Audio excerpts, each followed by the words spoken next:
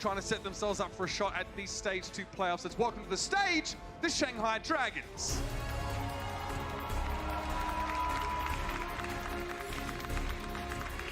Good to hear from Gregory a little bit earlier today over Watchpoint in the segment, just talking about, what she feels like her role is on her team, and even in the wider league itself. The Dragons just had, honestly, just two very nasty games to play at the start of this stage, but it's looking up from here for them. Yeah, I mean, you can't really gauge how the Dragons are so far here in Stage 2 with their really tough first two games. So I think this one against the Hunters, you've had the entire week, the game plan for the Hunters. This is their only match of the week. So this is the first time we've seen anybody give an opportunity to just game plan strictly for Chengdu. So take note, this is your roster for today. Gregory will be sitting for the beginning of it. Ding, a player we discussed actually a fair bit, Matt, just me and you generally outside of games in the last couple of weeks. We saw some interesting picks from him on some of those assault maps. I thought the attacking Junkrat was an interesting touch. However, Interesting's a nice way to put it. Yeah, didn't look great, I'll be honest with you. Riptire, he was looking to try and get value out of it against the Gladiators as well. That one didn't work. That one didn't work. Maybe this one works? No, that one didn't work either. He might have got this one. He clearly wasn't watching the Outlaws in year one, figuring how to make these work. I think the league's changed. I think it's a little bit harder to pull the wool over your opponent's eyes in that regard. So, yeah, I mean, it was an interesting take on how to use Junkrat. Most teams just prefer to go for it defensively. Now, we may not see that on the first map of this particular series, but it might resurface again, like map 3, around that way. Let's see what those maps are going to be, though, Matt. Here's your map set, presented to you by Toyota. We'll get a look and see what's in this series. So it'll be Lijiang Tower. Kick things off, followed by Paris. So we haven't cast that yet, have we? Cast that yet, but watched a lot of it. I played a lot of it. The King's Row and then Junkertown in things out. So not really I mean, King's Row, I guess you could see the Junkrat like you were mentioning on defense. I don't really love Junkrat on offense. I think that's kind of. But Junkrat usually benefits from your enemy being forced to play in chokes, or a map where you have high ground by default as a defender. Paris, interestingly enough, which will be our assault map, doesn't have a lot of defensive high ground. Actually, it's quite even, and it's quite hard sometimes for defenders to exercise an advantage because of that. But first things first, Matt. Lijiang Tower, let's head into control center. Kick it off. Yeah, you got the Hunters playing the good old classic May Sombra composition. That old chestnut. As a composition that we all know and love. Now this is completely out of nowhere, but popularized probably by Tvik or a team that he was on. Yeah. Then you see Ding on the other side. He's going to play the Pharah here, kick things off.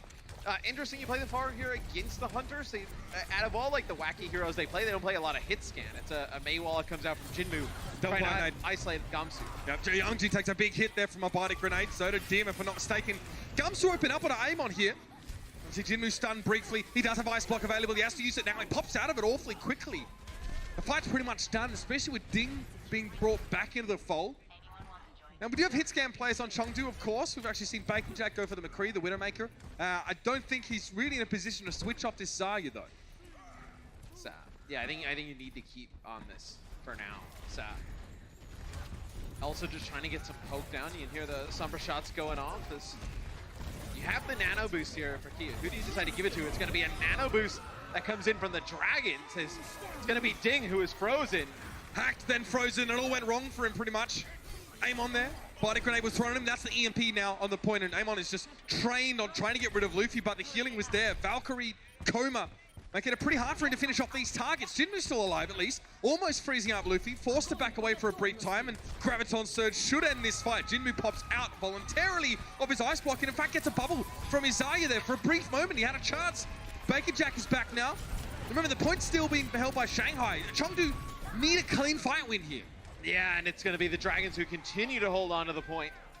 Amass some progress, and now you're going to see the changes come in for the Hunters. So it's a bit late, but yeah, I mean, I think they want to get used to some of the other ults like EMP and Blizzard and whatnot before you actually decided to make the change.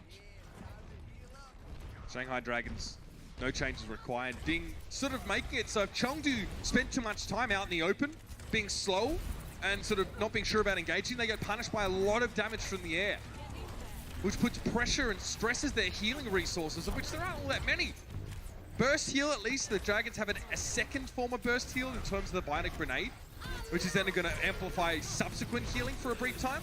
It does help, but it doesn't help keep BACONJACK alive. We'll give you the big tip. Amon knocked down. Elsa also on the ground. 2v1 in terms of the trade so far, and Comics is going to bring that one back. That's huge. Eviltal can't do a thing about it, and Ding's going to walk up knowing Elsa was going to get desuited. Let's rip with the barrage, and on the point, Jinmu attempted to stall, but he got stunned up, finished off. Strong statement early from the Shanghai Dragons. They've heard talk, Matt. They've heard the Hunters walk around saying, we really represent China. You don't. Shanghai are more than happy to take round 1 away. Yeah, I mean, the Hunters get destroyed there. The first point. It's how do you have an answer for Ding's Pharah play? We'll have to see BACONJACK bring out one of the hit scan heroes. Ding accounts for 31% of the damage done by the Dragons in that first point. Yeah, well, how do they answer it? They definitely couldn't answer it without losing their Zaya-old economy. And you know, control center is usually a point we don't see Pharah that often.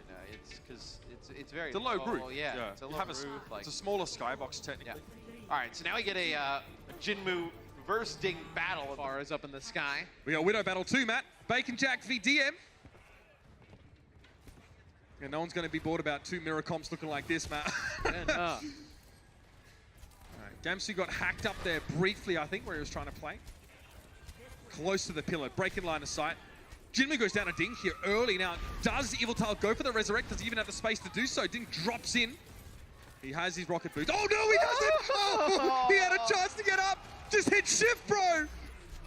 Had he even done that, even if he got hacked after using the boost, it would still have been fine. But that's a very classy way to deal with a Pharah. DM under extreme pressure. Kyo finds him from distance. Koma immediately going for the Resurrect here.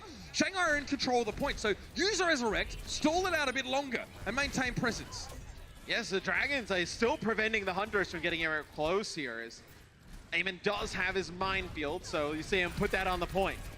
He's very low though, forced to adapt his shield and back out. And realistically, Matt, that minefield does very little. He moves up onto the point, uses the minefield, perhaps hoping that the rest of his team would do something to force Shanghai into it. But really, he rocks up, throws some mines down, and then just gets then just bounces. Yeah, I mean. And now the mines are expiring, so that ultimate going by the wayside to a degree. Although, look, I mean, Wrecking Ball's ultimate is not always decided to be intended to be a fight winner, no. right?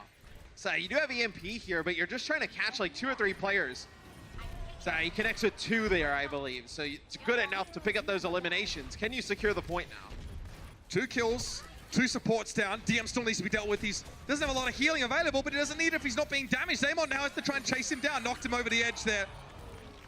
Deals with the Widowmaker. The point, though, still under control of Shanghai, Matt. And now with Gamsu's mines on there, it's a little bit more annoying for them to try and retain. Gamsu will stall this happily. I mean, did you need that nano boost there onto aiming? As he falls, so you don't even get anything out of it. You're not going to be able to even get the point. The Hunters are no richer for that particular fight, and with BACONJACK falling into Yongjin. Yongjin, by the way, putting a lot of pressure on backliners. I saw backhand Kyo just a couple of moments ago with the shield bash. Doing a heck of a lot to control. It's interesting the Hunters decided to run the Sombra instead of running like a like as you see, you know, Yongjin playing the Brigitte, or like a Diva, let's say. So now Elsa makes the change. BACONJACK will switch over to the Sombra as well. Luffy knows. We're in one fight territory here. He's expecting Amon to try and push the point from the right side. I think he might have caught a glimpse of him there. Yeah, surely. Sleep Dart should be at the ready, but he's focused more on just healing up Yongjin. There it is. So that one lands, but a reactive shield still used for the Wrecking Ball, so Amon's still okay. He's able to roll out of there, but Chengdu, because they don't have a Reinhardt or a static shield tank, they don't have the ability to just walk up and get presence on the point. So now they're split, and this is exactly what Ding wants. Going after one after another. Barrage on the point. Jinmu was laying on the ground. There was nothing he could have done about it anyway. Eviltal has also been removed. And we kind of thought this could be a bit of a trap game for the Chengdu Hunters. Shanghai looking absolutely solid on the Lijiang Tower. And you know, with the strong Pharah play, it forces the Hunters to change their comps. They can't have Elsa flex over to things like the Sombra. They need the hit scan. They need the Diva to play, which really, it makes some of their compositions difficult to pull off. Gamsu always looking smug out there. The chef cooking up some goodies for the Dragons. Let's see map 2 in just a moment. The Overwatch League is powered by Intel. Game, record, stream without compromise on Intel Core i7.